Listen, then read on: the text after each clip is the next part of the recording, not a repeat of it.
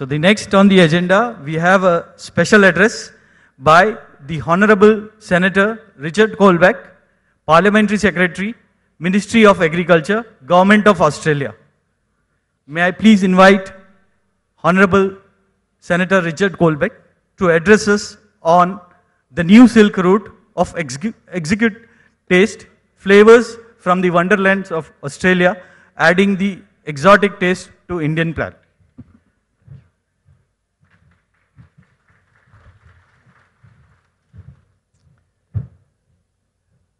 Thank you very much, and it's a real pleasure to have the opportunity to address the gathering today and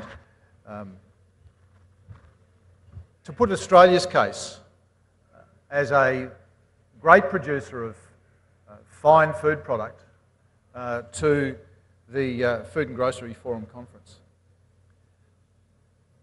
It really is a pleasure to be able to promote Australia, and we have a number of people from the food sector here with us today having a look at the exhibition and the way that the local industry interacts with its customers. And I think it's a really important thing for us to learn how that works, to understand the way that the industry interacts and operates here in this country, because it is our ambition to be a part of the growth of this industry and to be partners in the growth of that industry.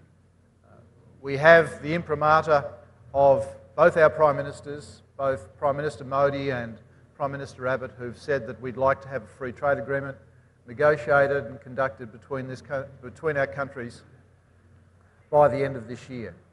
That's an ambitious target, but I do know that the work is being undertaken right now to achieve that target. And then, of course, that opens up the channels, it opens up the opportunities for business from Australia and from India to interact and to explore the new opportunities that might exist for both our countries in conducting that trade. When you start to look at the scale of the food industry here in India, the numbers can get somewhat scary. We're talking about an industry that was worth about $400 billion Australian last year. Now that is a significant industry. Your organised market worth about $41 billion by 2016. And it is a very, very complex market. It's not like the supermarket sector in Australia, which is dominated by two large retailers who have a significant proportion of the local market. But we are both looking to provide convenient offering for our customers to ensure that their needs are obviously met, and the market continues to change. Even this morning, we've had conversations around the way that the market offering is changing, and so we're moving to online, and business is having to reinvent itself on a very regular basis to remain competitive in what is a very, very competitive market. So what does Australia have to offer in this space? Now, we are very, very proud of our high quality food and beverage products. We have very, very good food safety systems. We have very, very well understood management systems.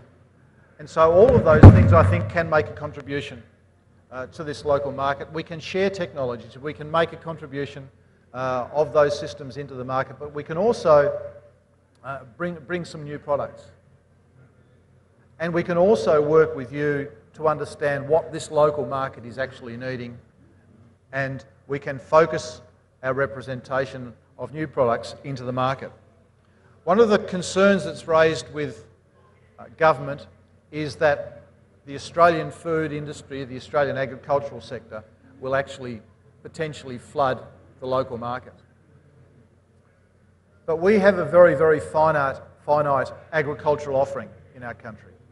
If Australia were to double its agricultural output by 2050, which is a possibility, and we are already a very productive and high output country as far as agriculture is concerned, but if we were to double that by 2050, we will feed ourselves plus 1.3% of all of Asia.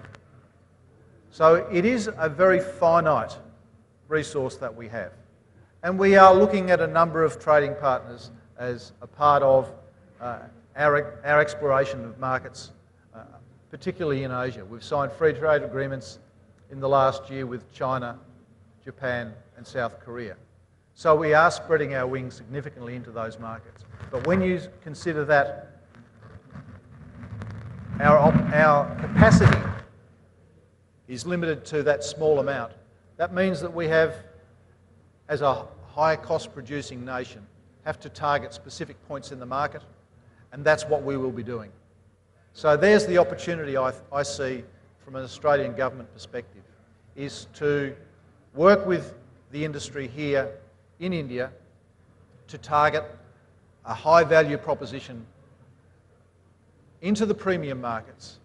And we are not going to threaten the local agricultural opportunity for the Indian agricultural sector.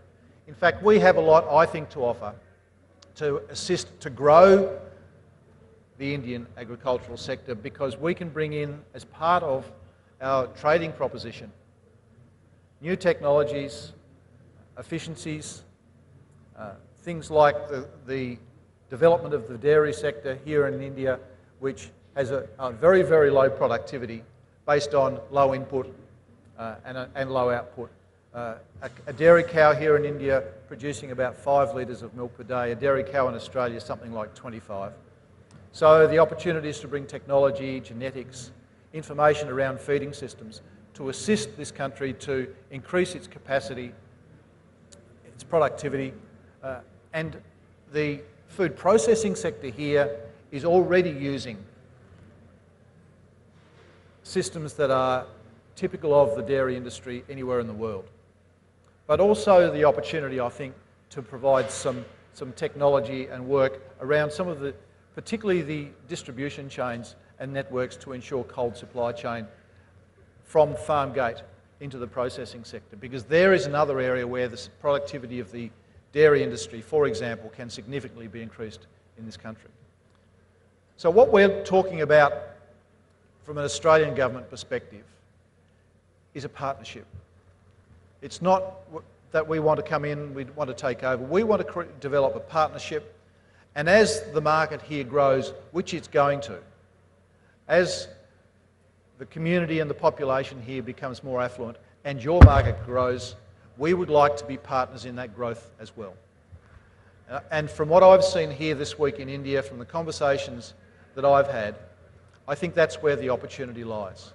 For our food producers to develop relationships, learn to understand the local market, which is very important, understand the tastes, understand what it wants, and be developing and providing products that will fit into that market. And as the market grows and as the market develops, we can grow together. We can provide some technology transfer which is required to assist the market to grow, but as you grow, we can grow as part of that process as well.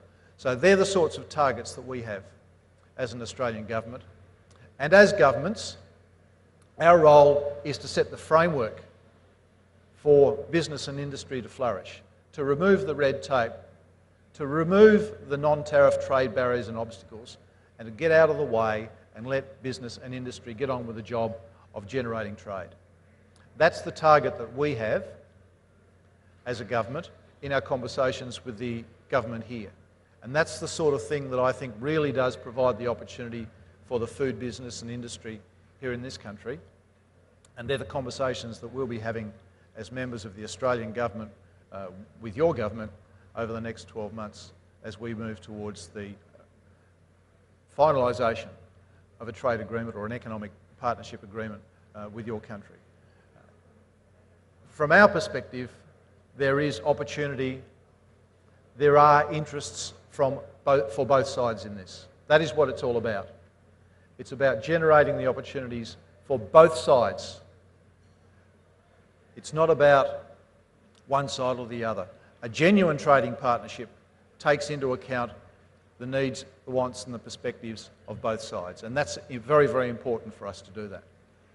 Can I say it's been a real delight to be here today to see how the food industry interacts itself with its customers, and also to see how some other foreign suppliers into the market are providing their offering, because that is also a part of the learning that we experience in coming to have a look at that. And I'm sure the delegates from Australia Business Week in India are taking that into account as part of what they're seeing and the experience that they have here, some of whom are here for the first time.